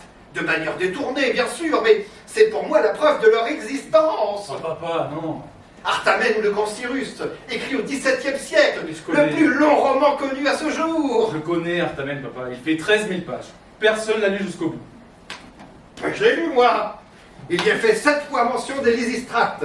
Je te soutiens que leur histoire existe, dans la littérature ancienne, cachée, codée, mais elle existe. Bon, on n'est pas devant être trop cuite, hein. Viens avec moi, Henri, je pars à l'aventure, à la recherche des Lysistrates. On vient de me proposer un poste. J'ai trouvé une petite maison, isolée, dans le nord de la France. Au Canada. Un village paisible, Linchamp. Mais papa savait!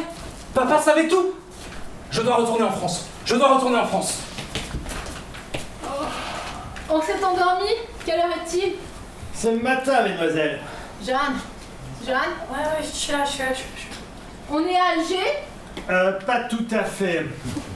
Dirons-nous qu'il y avait des perturbations climatiques hier soir, j'ai volé une partie de la nuit au-dessus de la mer, et comme ça ne s'arrangeait pas, j'ai mis le cap au nord. Bonjour, messieurs, dames, police des frontières. Je vais vous demander de descendre au véhicule, s'il vous plaît. Bon, on est à Marseille. Bon. Je récapitule depuis le début, parce que là, vous m'emboucanez, je comprends plus rien. Vous êtes partis ce matin d'Algérie, d'un petit aérodrome du côté de Mechta et Haddad. Machta, c'est ça. C'est là que ça se complique légèrement. Arrêtez-moi si je me trompe, puisque vous atterrissez ici à Marseille sans autorisation aucune. Ouais. Avec cet avion dont vous ne possédez pas les papiers. Effectivement. Puisqu'il vous a été confié par un certain Moquetard, dont vous ne connaissez pas le nom de famille. Voilà, oui. Eh bien, il est gentil ce Moquetard, hein? Mesdemoiselles, je vais vous demander vos papiers, s'il vous plaît. C'est-à-dire que... Bon, excusez-moi, mais... Monsieur l'agent, je pourrais vous parler en tête-à-tête 5 minutes. Bon, allez, 2 minutes.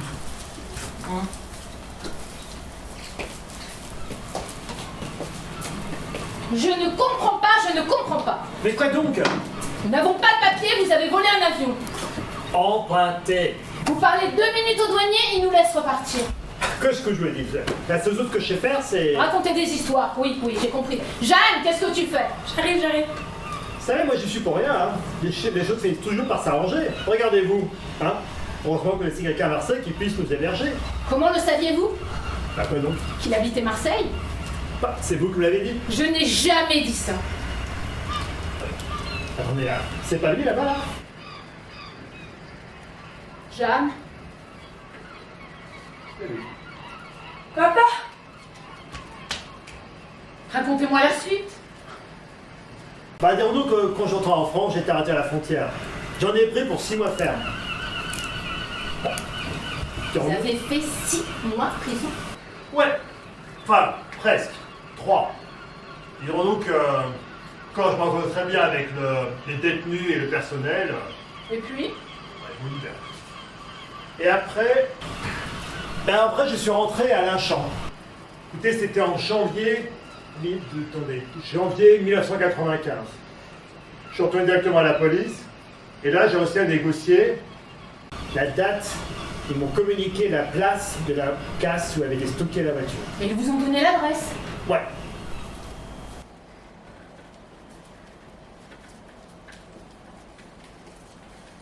Attendez, ça me dit quelque chose cette histoire, mon garçon. Une Peugeot 504, c'est ça que vous dites? Modèle 78. Modèle 78. Grise, ok. Tu sais, de toute façon, si mon garçon, il n'y a que 2 options. Soit la voiture est encore là et tu as de la chance, ou alors elle a été compressée. Il est très probable qu'elle soit compressée parce qu'ici nous compressons très vite. Mais pas d'inquiétude, j'ai tout noté dans les fichiers depuis 25 ans que je suis dans cette caisse. Fichier? Je vais te dire ça tout de suite, mon garçon, ne t'inquiète pas, tu restes là s'il te plaît, John. C'est confidentiel, évidemment. Alors Peugeot c'est un P, hein, c'est un P, donc c'est assez loin dans l'alphabet, c'est du travail. On va descendre assez bas, voilà. On est à Fiat F. C'est après, oui, on va, c'est ça. Oui, je le sais. C'est pas la première fois qu'on... Bon, bref. Alors, Peugeot, je pense que je l'ai. Regarde, j'ai quelque chose, là. Quelque chose d'intéressant. Alors, tu vas me dire si c'est ça. Peugeot 504. Modèle 78, ça m'a l'air bien. Grise, c'est notre modèle. Volé. Volé. Non, c'est pas vrai, c'est pas garçon. Ah, moi aussi j'ai fait une bêtise, mais bon, c'est pas grave. Immatriculé 1280 ST91. C'est ça? C'est ça? Je le savais! Elle est là! C'est ça. Je te l'avais dit que je l'avais gardée, hein, je veux dire, je l'avais. Enfin bon, elle est dans les fichiers, c'est ça que je veux dire, non? Hein? Elle est dans les fichiers. Oui, parce que la bête a été compressée, c'est écrit là. Juin 91 CPS. Parce que la bête a été compressée, c'est écrit là. Juin 91 CPS. Ah oui, Pardon? Oui, c'est écrit là. Compressé. CPS. CPS, c'est la compression de compresser. C'est logique. C'est comme ça, c'est le code. Et qu'est-ce qu'il en reste de la voiture? Ah, mon garçon, enfin, cette question est un peu con. Qu'est-ce qu'il en reste dans une case ici, on compresse, hein. Donc si la voiture est compressée, c'est écrit là, CPS, la voiture est compressée, c'est-à-dire qu'il n'en reste rien. Rien du tout? Rien? Que dans métal. Non mais, et les carnets, les livres? Perdu à jamais. Mais personne n'avait jamais ouvert le coffre. Personne. Tout ça pour ça. Ouais, tout ça pour ça. Des centaines d'années d'histoire réduites à un cube de métal. Et toute votre histoire s'arrête ici. Ouais. Enfin, presque. Dirons-nous, je suis retourné chez mon père après. Oh, j'ai fait un ménage mais colossal. J'ai dépoussiéré tous les livres, je les ai lus, et un jour, glissé entre 2 livres, j'ai découvert un carnet. Non, pas l'écriture d'Adélaïde. Hein. Non, celle de mon père. Brouillonne, presque illisible. En fait, il avait noté une tonne d'informations issues de poèmes, de romans, de pièces de théâtre. Et au milieu du carnet, une date était entourée de rouge. 1348. En 1348, les hommes et les femmes tombèrent comme des mouches. La peste avait envahi le sud de la France. Et le pape, alors, siégeait en Avignon. Au cours de l'été 1348, c'est plus de 60 000 Avignonnais qui perdirent la vie à cause d'Haussmann. C'est plus de la moitié de la population de la ville. À l'abri des hauts murs de son palais, le pape Clément VI pria lui aussi pour le salut de son âme. O salutaris hostia, que quili pandis hostium, bella premunt hostilia da rovur fer auxilium, unitrinuque domino sit sempiterna gloria, qui vitam sine termino nobis donet in patria. Amen. Bonsoir mon père. Qui êtes-vous? Nous avons interrompu vos prières. Comment êtes-vous entré? Qui êtes-vous? Pour l'heure, mon nom importe peu. Sachez que nous sommes ceux qui ont construit vos églises, ceux qui ont bâti votre palais. Nous sommes ceux qui vous ont offert l'habit que vous portez. Quelle est cette plaisanterie? Il y a de cela 1000 ans, votre prédécesseur s'appelait Sixte le II. Il ne portait pas encore le nom de pape, mais simplement d'évêque. Il ne vivait pas en Avignon, mais à Rome. Et en juillet de l'an 258, il se terrait dans une catacombe en bordure de la voie appienne. Qui es-tu? Ne crains rien. C'était pour les chrétiens des temps difficiles. Je ne suis pas un danger. Au contraire. Qui êtes-vous? Pour l'heure, mon nom importe peu. Il te suffira, je crois, de regarder cette bague. Il vous suffira de regarder cette bague, et vous saurez à qui j'appartiens. L'arbre calice. Ainsi, vous n'êtes pas une légende? Non, mon père, je suis à la fois un mythe et une réalité. Je suis à la fois un tout et un individu. Nous sommes les Lysistrates. Et qu'attendez-vous de moi? De toi, rien. Les Romains te tueront bientôt. De ton église, beaucoup. J'attends que vous les convertissiez tous à ton Seigneur Jésus-Christ. J'attends que vous les sauviez. Que nous les sauvions de quoi? De l'Empire. Tu es grec, comme moi. Et au fond de toi, comme moi, tu sais que le salut de l'homme est dans la démocratie.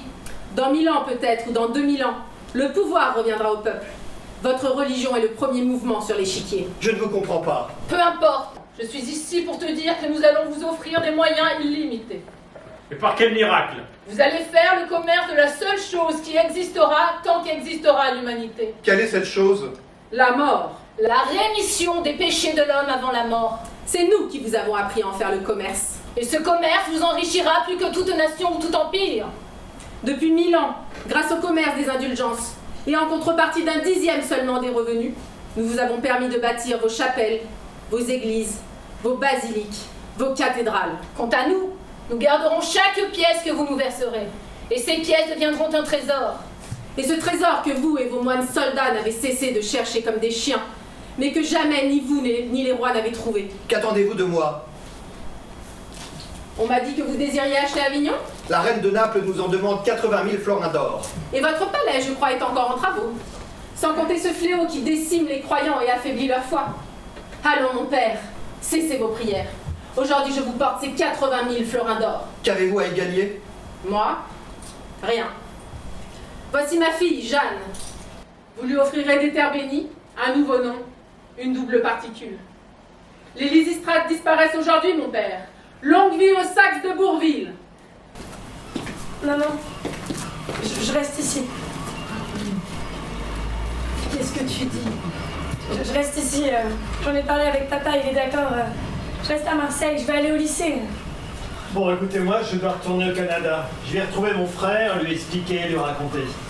Alia, vous venez avec moi? Pardon? Oui, au Canada. Voulez-vous m'accompagner? Non, vous n'avez pas...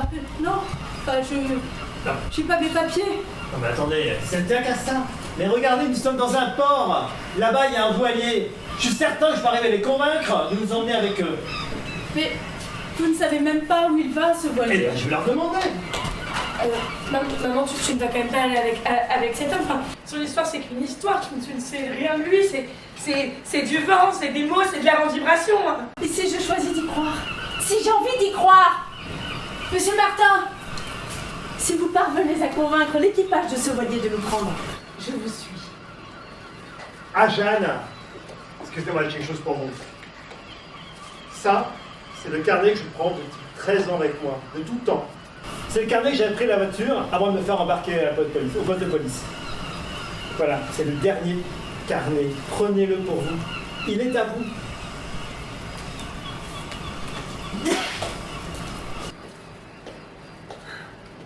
« 17 septembre 1870. Je reviens à Paris pour la première fois depuis plus de 40 ans. Paris aujourd'hui est encore plus beau que d'habitude parce que Paris est libre. Il y a 10 jours, l'Empire a été renversé. C'est une vieille amie, c'est un vieil ami que je viens retrouver. C'est son fils qui doucement m'amène à lui. Alexandre, terrassé par une attaque, est à moitié paralysé. Il s'est effondré. Les médecins ne sont pas très optimistes pour la suite. Nous partirons pour Dieppe demain. J'ai une villa dans les environs. L'air marin lui fera du bien. Vous croyez que je peux lui parler? crois que si vous ne lui parlez pas, il me déshéritera. Père, vous avez une visite. Cher ami. Ah, madame, je vous ai tant attendu. Si ce n'était cette vilaine attaque qui m'a paralysé, je vous prendrais dans les bras et je vous embrasserais comme un jeune homme. Enfin, je peux mourir. Je vous ai lu, vous savez. Vous m'avez transporté. Et moi, vous m'avez fait rêver. J'ai conservé chacun de vos carnets et je puis vous assurer que personne, hormis moi-même, n'en a jamais lu une seule ligne. Je le sais. Vous venez les reprendre? Je dois les détruire. Oh non, non, vous ne pouvez pas. Les enterrer alors? Si vraiment il le faut. Vous avez trouvé votre petit trésor? Je l'ai trouvé. Et je l'ai enterré. Voyez-vous, Alexandrie ne sert plus à rien, car nous avons gagné. Vraiment?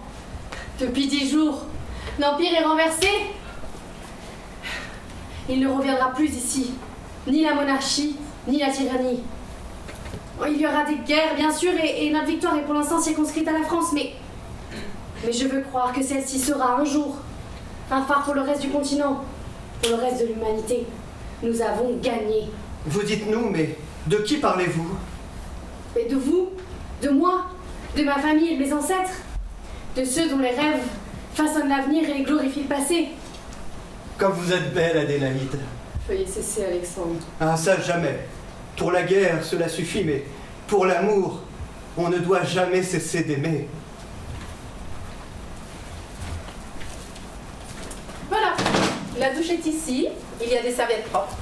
Nous vous levons dans 10 minutes. Si vous avez besoin de quoi que ce soit, appelez-moi. Mais comment avez-vous fait? Que lui avez-vous dit? Oh, puis peu importe, je veux la suite, je veux la fin de l'histoire. Oh, j'ai la gorge sèche. Je suis fatigué de parler.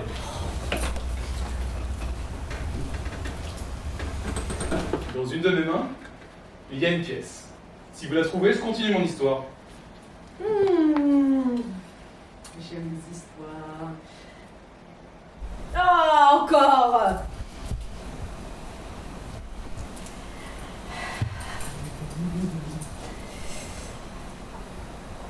Encore une fois, non! Je n'ai rien d'autre à vous offrir que la vérité. Je n'ai jamais trouvé le château perdu d'Adélaïde. Je n'ai trouvé que des livres, des histoires, des rêveries. Je n'ai trouvé que du vent.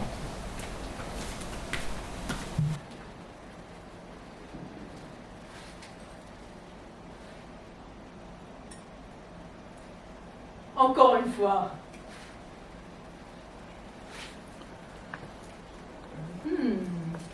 Je choisis cette main. Maintenant, ouvrez l'autre. Ah, si cette main est vide, alors celle que j'ai choisie est une pièce. Et voilà, vous êtes passé du côté des livres. Mais je n'ai jamais trouvé le château. Mais un jour, je compris le message à la charge que mon père m'avait laissé. Je me trouvais sur sa tombe, exactement au milieu du cimetière, et je pus apercevoir au loin, au travers du grillage, un chêne. Le chêne, vieux d'au moins 150 ans, semblait se mêler aux ferrures du portail et former ainsi un calice. Je suis parti inspecter cet arbre et je constatais que sur son tronc étaient gravés des symboles anciens et très étranges, du sanskrit. Tous ces symboles mis bout à bout formèrent une phrase. Veda Prasthana Jivasya. Le savoir est la source de la vie. Mais aussi, la source de la vie est celle qui sait, ou la femme sait. Adélaïde savait. La nuit venue, seul avec ma pelle, je suis retourné au pied de cet arbre. Pour pouvoir creuser. Et qu'avez-vous trouvé? Et après des heures de travail acharné, ma pelle heurta quelque chose. Un coffre rempli de florins d'or? De florins, de doublons, de perles, de diamants. Et l'abri de la nuit, seul avec ma pelle, j'ai creusé. Et creusé. Et creusé. Et qu'avez-vous trouvé? Un coffre. Et un autre coffre. Puis encore un autre coffre. Et des dizaines de coffres empilés les uns sur les autres. Faits du meilleur bois. Chaque coffre contenait la fortune d'un petit pays. J'étais riche. Immensément riche. Mais cette fortune ne m'appartenait pas. Non. Adélaïde n'était pas malade sur le tableau d'Eugène Delacroix. Elle était enceinte. De qui? Je ne sais pas. Mais ce que je sais, c'est qu'elle a eu un fils, Hicham. Un fils qui lui-même a eu une fille, mariée à Ibrahim Youssouf Jawad. Ensemble, ils eurent 3 enfants, 3 fils, Richard, Mohamed et Youssouf. Richard est mort à l'adolescence d'un accident de cheval. Youssouf a fini sa vie sans enfant, et Mohamed a eu une fille, Yasmina, née en 1912 et mariée en 1934. Ah, aussi une belle marmoude. Aoussine Ben Mahmoud. Ensemble, ils ont eu un fils. Kateb Ben Mahmoud. Kateb a rencontré une Française, Sophie Martigues. Ils ont eu ensemble un seul enfant, une fille. Elle est née en 1966 et ils l'ont appelée Alia. Je suis le porteur d'histoire. Je suis fils, petit-fils et arrière-petit-fils de porteur et raconteur d'histoire. J'ai pour ancêtre Hérodote et Eugène de Césarée. Et vous êtes Alia Ben Mahmoud, de Saxe de Bourville. Vous possédez aujourd'hui une fortune immense, inestimable, le pouvoir d'influencer le monde, de lever des armées et d'embraser des nations. Mais non! Après vous, Jeanne, votre fille, suivra votre voie. Puis sa fille après elle, et encore sa fille après elle. Mais tout cela ne sont que des histoires. La Jeep vous appartenait, l'avion aussi, et ce voilier également. Les serviettes sont brodées au long des Saxes de Bourville. Non, je ne vous crois pas. Je vais appeler le steward. Allez-y, appelez-le. Monsieur! Monsieur! Il s'appelle Jérôme. Monsieur! Ce bateau, à qui appartient-il? Mais à une riche famille, de vieille noblesse française. Leur nom! Dites-moi leur nom! Dites-le lui.